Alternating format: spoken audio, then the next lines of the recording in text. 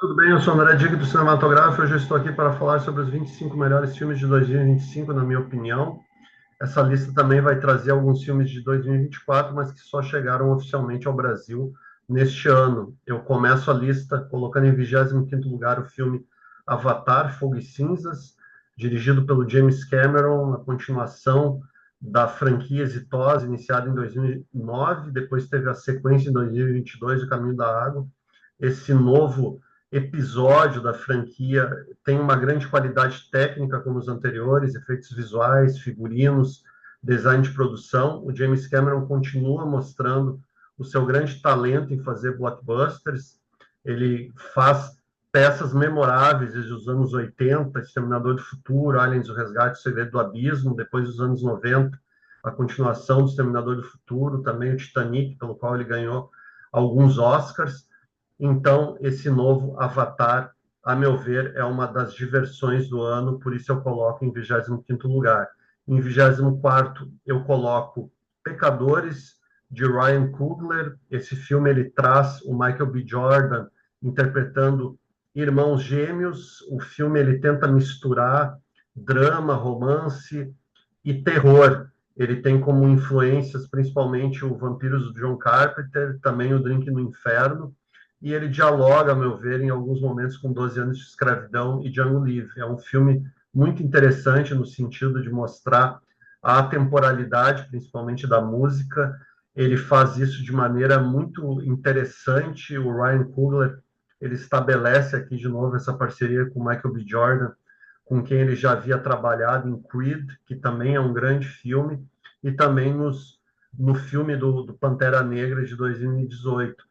Eu acredito que Pecadores é um dos filmes mais estimados do ano. Ele fez muito sucesso junto ao público.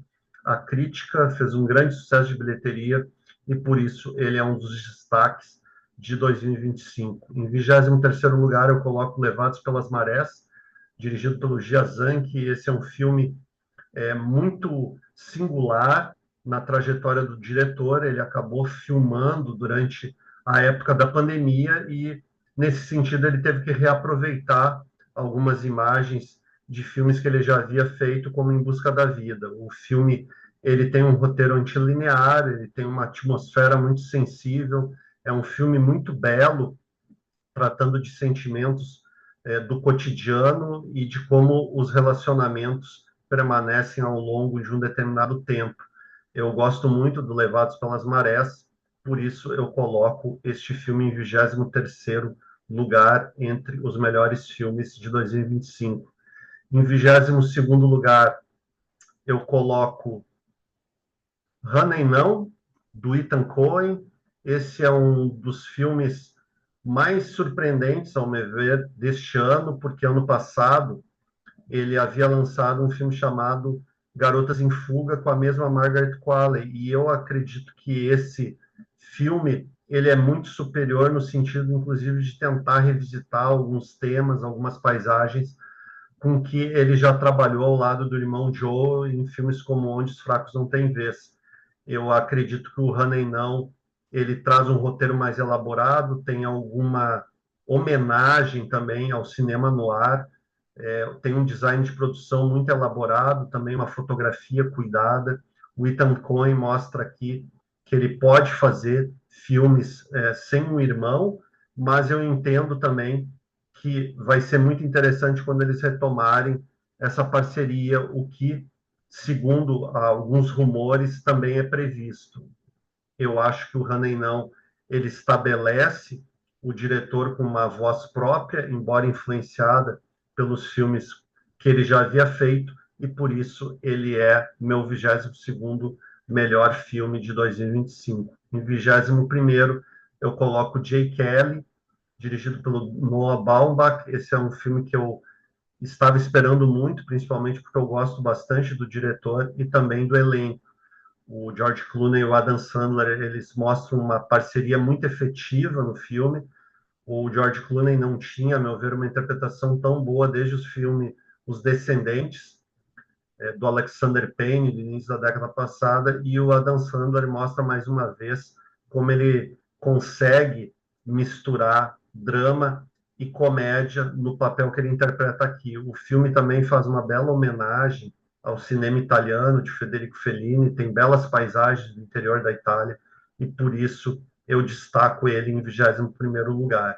Em 20º lugar, eu coloco Fórmula 1, do Joseph Kosinski. Esse diretor, ele havia chamado muita atenção, principalmente com o Top Gun Maverick, que ele fez com o Tom Cruise. Aqui ele estabelece uma parceria com o Brad Pitt. O filme ele se passa no ambiente da Fórmula 1, faz isso de maneira muito competente. Eu estava esperando muito do filme, eu acredito que ele não é tão bom, por exemplo, quanto o Grand Prix, que é um clássico dos anos 60, que mostra esse universo da Fórmula 1, mas ele dialoga bem com o Rush, que é uma obra do Ron Howard da década passada, também bastante interessante. O filme tem cenas de corrida muito bem feitas. O Joseph Kosinski é um grande diretor nesse sentido, de cenas de ação. Ele já havia mostrado isso, inclusive no seu filme Tron, O Legado. Em 19º lugar, eu coloco O Último Azul, filme dirigido pelo Gabriel Mascaro. Esse é um dos filmes mais sensíveis esse ano. Ele começou muito bem o ano do cinema brasileiro, ganhando um prêmio importante no Festival de Berlim. Ele traz uma participação do Rodrigo Santoro muito efetiva. É um filme que, a meu ver, trabalha muito bem com uma ideia de distopia. Ele tenta elaborar como seria daqui a alguns anos a vida na terceira idade aqui no Brasil, e ele faz isso de maneira muito delicada, até poética. O Gabriel Mascaro, ele havia se destacado muito na década passada com um filme chamado Boi Neon, que já tinha alguns elementos poéticos, mas eu acredito que aqui ele realmente mostra o seu maior talento. E o filme também tem uma atuação muito boa da Denise Weinberg. É uma atuação das melhores do ano entre as atrizes. Realmente, a maneira como ela interpreta o papel é muito comovente. Em 18º lugar, eu coloco Depois da Caçada, do Luca Guadagnino. Esse é um filme que foi muito divisivo, ele tem um roteiro complexo, um roteiro que aborda alguns temas ousados. A Julia Roberts, ela faz o papel principal, ela faz muito bem, foi indicada o Globo de Ouro de melhor atriz. O Andrew Garfield faz um professor também, né, entre os papéis coadjuvantes. O filme, por causa da presença dele, também por causa da trilha sonora e também em razão das ambientações, a meu ver, ele dialoga bastante com a rede social do David Fincher. E o Luca Guadagnino, depois do Rivais e do Queer, lançados ano passado, ele se mostra um dos diretores mais produtivos do cinema contemporâneo e faz isso de maneira muito talentosa. Eu gosto bastante desse Depois da Caçada. Eu sei que é um filme que foi bastante questionado, principalmente em relação à elaboração do roteiro, mas eu considero um filme muito bem escrito, muito bem atuado, e vale a pena ser visto. Em 17º lugar, eu coloco A Nora, do Sean Baker. Esse filme ele ganhou grande destaque, principalmente por vencer o Oscar de melhor filme, também ganhou o Oscar de melhor direção. Não é o meu trabalho preferido do Sean Baker, eu ainda prefiro o Projeto Flórida, mas o A Nora ele tem uma história interessante, embora os diálogos não sejam nada especiais, em razão principalmente do dinamismo do filme e a atuação boa da Mickey Madison. Ela se destaca aqui no papel principal, embora eu considere que a atuação dela não seja tão interessante quanto a da Fernanda Torres no Ainda Estou Aqui. Mas mesmo assim é um filme que tem muito do seu interesse em razão da atuação dela e também o bom elenco coadjuvante. Em 16º lugar, eu coloco Sonhos de Trem, um filme do Clint Bentley, uma produção da Netflix, com uma atuação, a meu ver, fora de série, do Joel Edgerton. É um diretor, às vezes, desconsiderado, mas aqui ele aparece realmente muito bem. A fotografia do filme, a trilha sonora são muito bacanas. O filme ele tem uma temática sensível, mostrando a história de um homem solitário e, ao mesmo tempo, é muito comovente. Eu percebo aqui uma certa influência, principalmente do cinema do Terence Malick, dos anos 2010, principalmente Amor Pleno, Cavaleiro de Copas e Uma Vida Oculta, mas o Clint Bentley ele utiliza essas referências sem diluir. Então, por isso que eu considero um grande filme, colocando Sonhos de Trem em 16º lugar entre os melhores filmes de 2025. Em 15º, eu coloco A Grande Viagem da Sua Vida. É um novo filme do Kogonada. Esse filme foi recebido de maneira muito divisiva também. Ele passou muito rapidamente pelo cinema. Eu considero uma pena que ele tenha sido tão criticado, porque eu acho que as pessoas perderam uma mistura entre drama, romance e comédia muito exitosa. Eu aprecio bastante aqui a parceria entre o Colin Farrell e a Margot Robbie.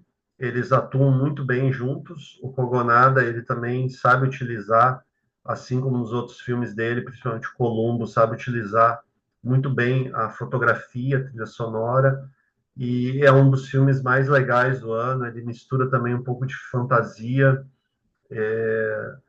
dialoga até um pouco com De Volta para o Futuro, embora ele não seja um filme de ficção científica, mas ele tem alguns momentos que lembram a trilogia dos Zemeckis. Então, eu considero um dos melhores filmes de 2025, o filme A Grande Viagem da Sua Vida. Em 14º, eu coloco Bugônia, do Yorgos Lanthimos. Eu tinha grande expectativa em relação a esse filme, principalmente por causa das obras anteriores dele. Pobres Criaturas, Tipos de Gentileza, eu coloco entre as melhores obras produzidas nessa década. Aqui no Bugônia, ele mostra mais uma vez uma história muito estranha, é uma característica da filmografia dele. Ele entrega novamente ótimas atuações da Emma Stone e do Jesse Plemons. É um filme, como toda a obra dele, baseado numa espécie de estranhamento da realidade. Aqui ele tem uma certa influência também do filme Fargo, dos irmãos Coen, um pouco também de Sob a Pele, uma ficção científica com a Scarlett Johansson da década passada. É um filme muito interessante, principalmente por causa do diretor e das atuações da Emma Stone e do Jesse Plemons, que estão muito bem. Em 13º lugar, eu coloco o filme A Hora do Mal, de Zack Cregger. Esse é um filme que se passa como terror, mas, na verdade, ele tem mistura de drama, de romance. Ele tem um roteiro que se baseia na sua estrutura, dividida em capítulos, principalmente no Pulp Fiction, do Quentin Tarantino, mas ele lembra principalmente o Magnolia, que é uma das influências declaradas do diretor nessa obra. Eu gostei muito do filme A Hora do Mal. Ele é diferente, ele tem grandes atuações, ele provoca sustos no espectador, ele provoca também reflexão, e a maneira como a trama é apresentada de maneira antilinear acaba funcionando muito. Então, A Hora do Mal, a meu ver, é o 13º melhor filme de 2025. Em 12º, eu coloco o filme Eddington, do diretor Ari Aster. Esse é um diretor que eu venho acompanhando com muito interesse, desde o Hereditário.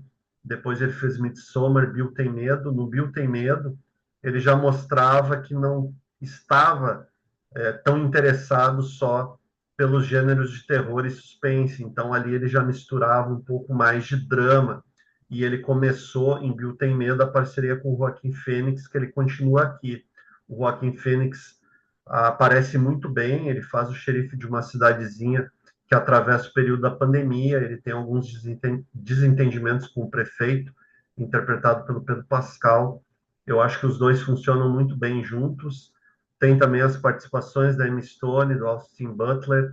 É um filme que me atraiu para rever, inclusive. É um filme que melhorou na segunda sessão. e por isso eu considero uma grande obra, colocando ele em 12º lugar.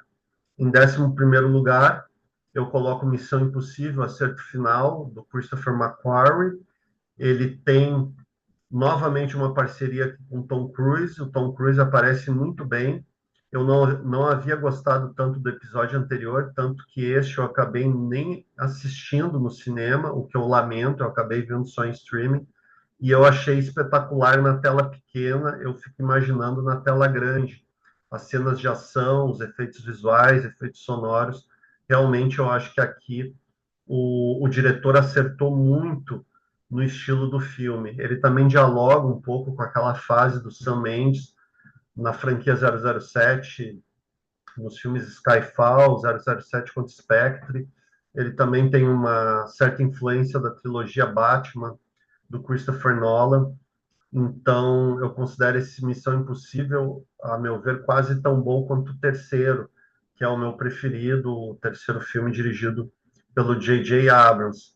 É um grande filme de ação e, por isso, eu coloco este Missão Impossível em 11º lugar. Em 10º lugar, eu coloco Amores Materialistas, a Celine Song, é uma diretora que vem tendo cada vez mais destaque, principalmente depois do Vidas Passadas, que concorreu, inclusive, ao Oscar de melhor filme. O Amores Materialistas não foi tão bem recebido, principalmente por questões de roteiro.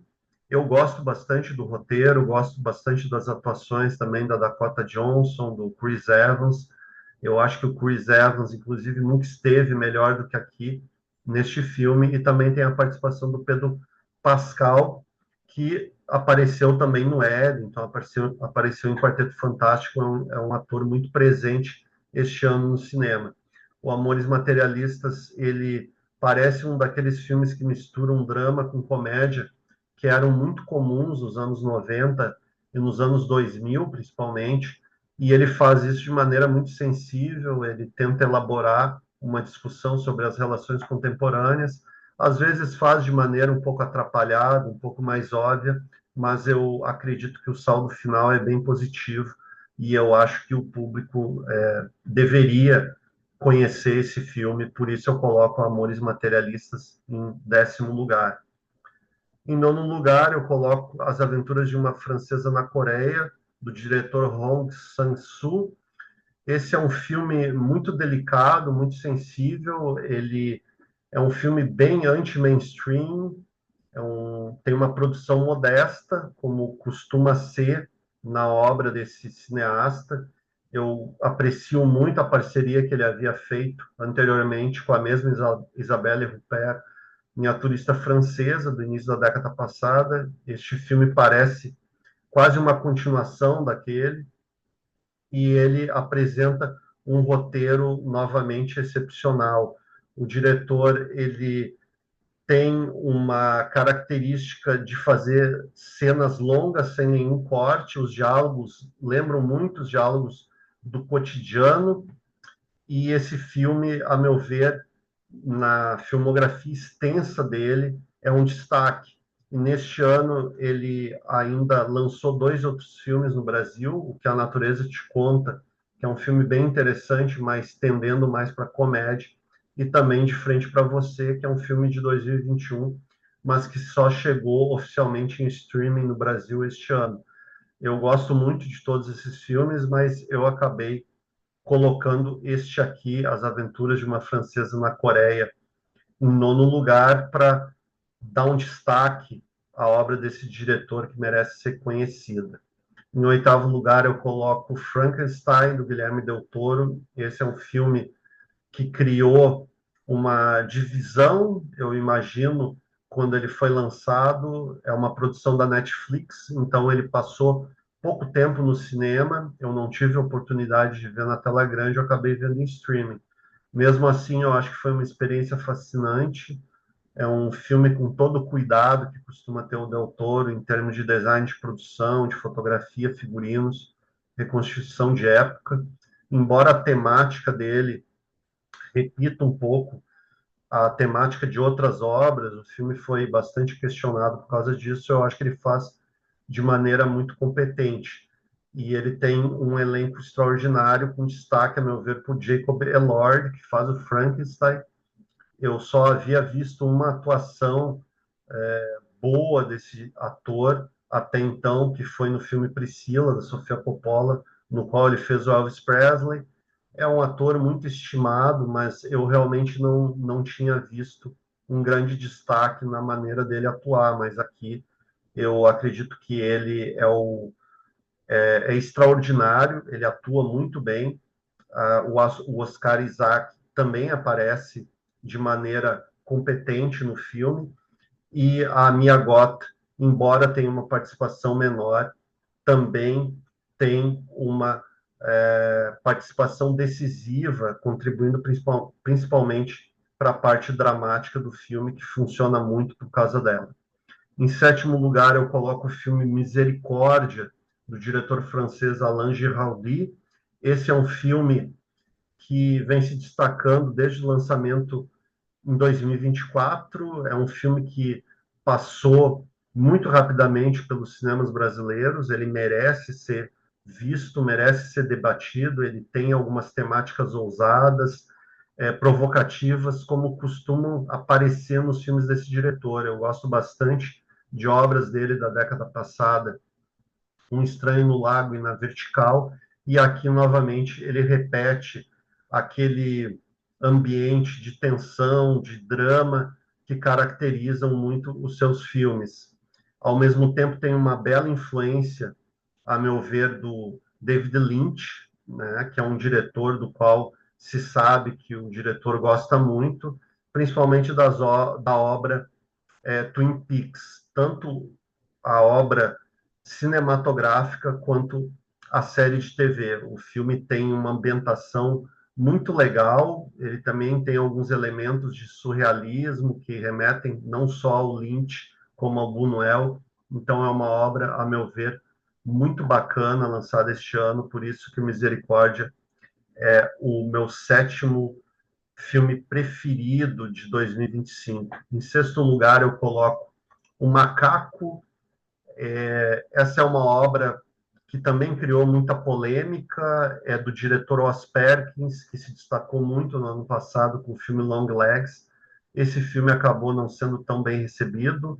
Eu acredito que, principalmente por causa da sua mistura entre terror e comédia, que não agradou a muitos espectadores, mas eu entendo que o diretor ele consegue aqui um equilíbrio poucas vezes visto antes no casamento entre terror e comédia. Ele dialoga bastante com alguns filmes dos anos 80, como No Limite da Realidade, aquele filme de terror, suspense, fantasia, que era dirigido por diferentes cineastas, o John Landis, o Spielberg, o John Dent e também o George Miller. E o filme ele tem um impacto muito grande. Eu vi no cinema, então, em termos de efeitos sonoros, em termos de fotografia, O Macaco me parece um dos melhores filmes de terror, misturando com comédia já feitos. Eu espero que ele encontre com o tempo o seu público, por isso eu coloco ele em sexto lugar. Em quinto lugar, eu coloco o filme Mickey 17, do diretor Bong Joon-ho. Esse é um cineasta que se destacou muito por causa do Parasita. Ele ganhou Oscar de melhor direção, ganhou Oscar de melhor filme. O Mickey 17 é um experimento mais estranho dentro da filmografia dele, embora dialogue também com seus outros filmes, como O Hospedeiro, da primeira década desse século. Eu entendo que o Mickey 17 ele foi lançado só no início desse ano, saindo da temporada do Oscar do ano passado, porque ele tem uma mistura inusitada entre ficção científica, comédia, drama, romance. Ele tem uma atuação espetacular do Robert Pattinson, é um ator do qual eu gosto muito, principalmente desde o filme Farol. Depois, enfim, ele se destacou no filme Batman, sendo mais conhecido ainda. Então, a atuação dele e a atuação do Mark Ruffalo se sobressaem aqui no Mickey 17. É uma fábula futurista. Ele lembra também alguns filmes do Terry Gilliam dos anos 80, 90. Então, eu acho que é um filme que funciona muito e merece ser conhecido. Em quarto lugar, eu coloco o Brutalista, a obra do Brad Corbet. Eu imaginava que esse filme fosse ser o grande vencedor do Oscar do início do ano, mas ele acabou perdendo para a Nora.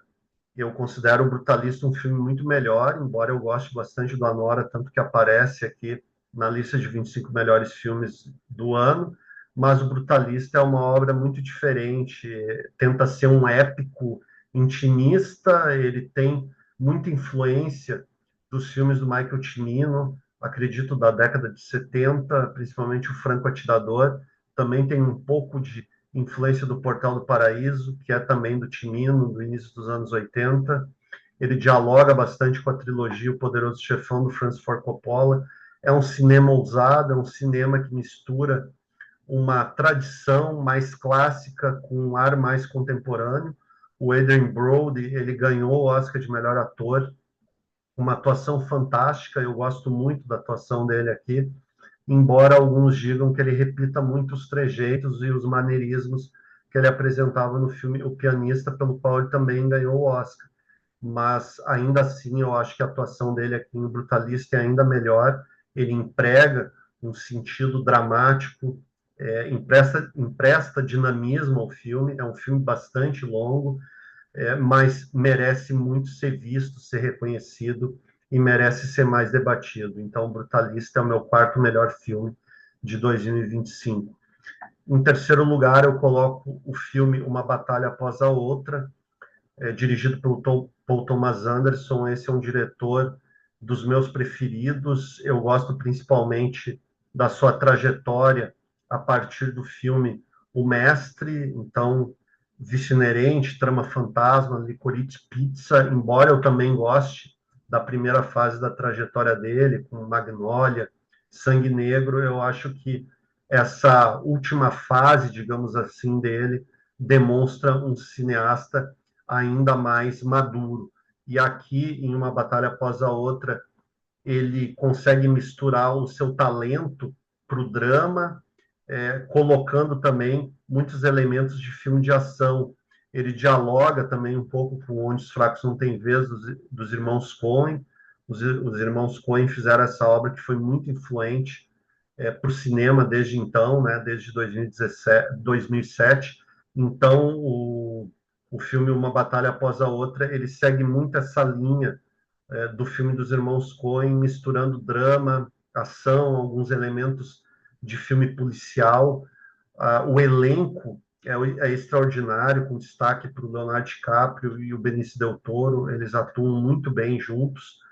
E o roteiro é muito bem elaborado. O Sean Penn, ele aparece bem, embora eu ache que ele faça um pouco de overacting na primeira parte do filme. Eu acho que da metade para o final ele acaba encontrando um tom que traz bastante ênfase para a parte dramática do filme no terceiro ato. E a hora final dele é magnífica, é um dos filmes melhor editados que eu já vi. Então, por isso, Uma Batalha Após a Outra é meu terceiro filme favorito deste ano. Em segundo lugar, eu coloco o filme O Agente Secreto, do Kleber Mendonça Filho. Esse é um filme que está trazendo muita alegria para o Brasil, assim como foi o Ainda Estou Aqui, do Walter Salles no ano passado, pela quantidade de premiações que ele vem obtendo desde o Festival de Cannes. O Kleber Mendonça Filho ele estreou em longas com um filme excepcional, a meu ver, uma obra-prima, que é O Som ao Redor. Depois ele fez duas obras que não me interessaram tanto, o Aquários e Bacurau, mas a partir de Retratos Fantasmas, a meu ver, ele retomou aquele talento apresentado originalmente no filme O Som ao Redor.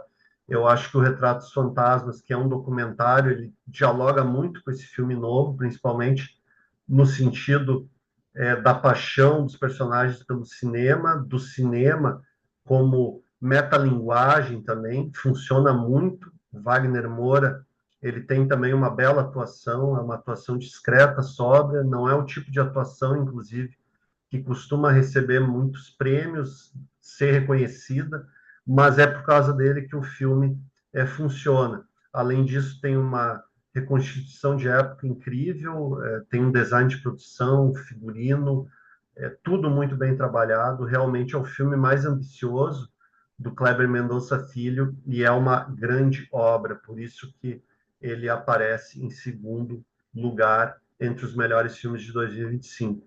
E, finalmente, em primeiro lugar, eu coloco o filme Nosferatu, do Robert Eggers. Esse é um filme que, desde a primeira vez em que assisti no cinema, na tela grande, criou um impacto muito grande em mim, principalmente por causa do uso de efeitos sonoros, do design de produção, dos figurinos, da fotografia fantástica. É um filme que, obviamente, mistura elementos de terror, de suspense. O Robert Eggers ele vem se mostrando um diretor cada vez melhor, principalmente desde a obra-prima O Farol, e aqui em Nosferatu ele consegue replicar o talento que o Herzog havia mostrado na sua versão do Nosferatu do final dos anos 70 de maneira irrepreensível. Eu também gosto muito do elenco, principalmente do Nicholas Hoult. A meu ver, é a melhor atuação dele até hoje. Eu gosto do Aaron Taylor Johnson, embora ele sofra algumas críticas por esse papel, mas eu acredito que ele aparece muito bem.